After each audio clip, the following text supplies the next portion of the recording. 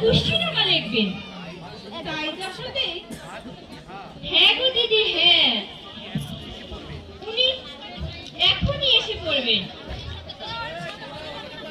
তার সেবার আয়োজন করেছো তো? হ্যাঁ গো দিদি, তার সেবার জন্য গোবিন্দভোগ চালের পায়েস করেছি, পঞ্চব্যঞ্জন সহ নানাবিধ আয়োজন করেছি। ওই তো ব্রাহ্মণ আসছেন।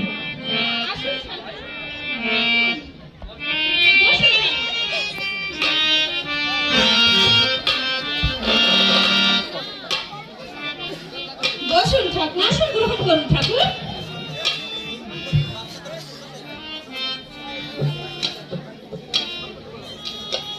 ওগো দিদি,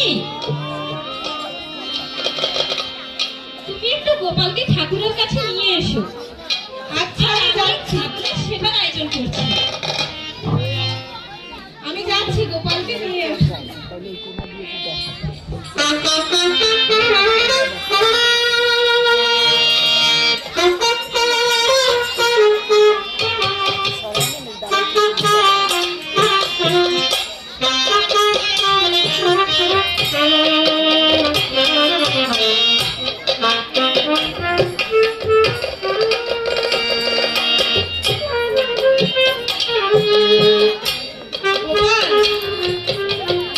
ঠাকুরকে প্রণাম করো।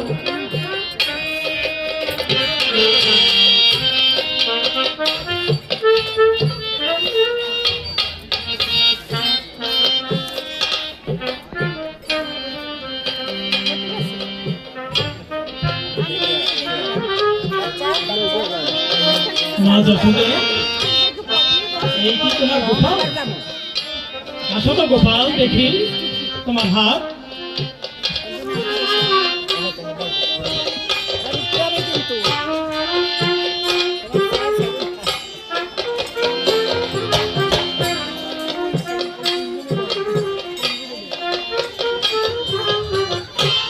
মা যশোদা, আমি গোপালকে দেখে আমি বিস্মিত হচ্ছি। আমি তো নিজেকে স্থির রাখতে পারছি না। তোমার ছেলে কোনো সাধারণ মানুষ নয় যশোদে।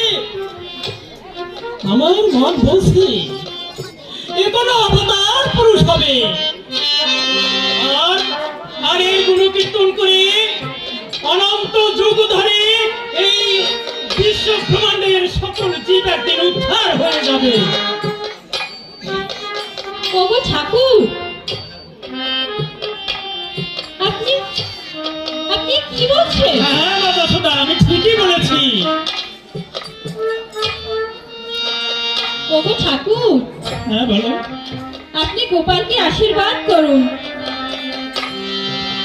ভগবান বিষ্ণু যেন ওকে সকল বিপদ থেকে রক্ষা করেন। ওগো ঠাকুর, ব্রাহ্মণের আশীর্বাদ বৃথা যায় না। আপনি এই বালকের উপর কৃপা করুন। হে ব্রাহ্মণ ঠাকুর, শিশুকাল থেকে ওর উপর নানা রকম বিপদ আপদ যাচ্ছে। জানি না ঈশ্বরের ভাগ্যে কি লিখেছে। মা যশোদে, রোহিণী, এ নিয়ে তোমাদের চিন্তার কোনো কারণ নেই। এই বালক ধর্মের রক্ষক হবে, আর এই জড় জগতের সংসারের কোনো মায়া ওকে আকৃষ্ট করতে পারবে না। মা যশোদে, এবার আপনি ভোগ নিবেদন করুন ঠাকুর, আমরা আসছি। চলো দিদি।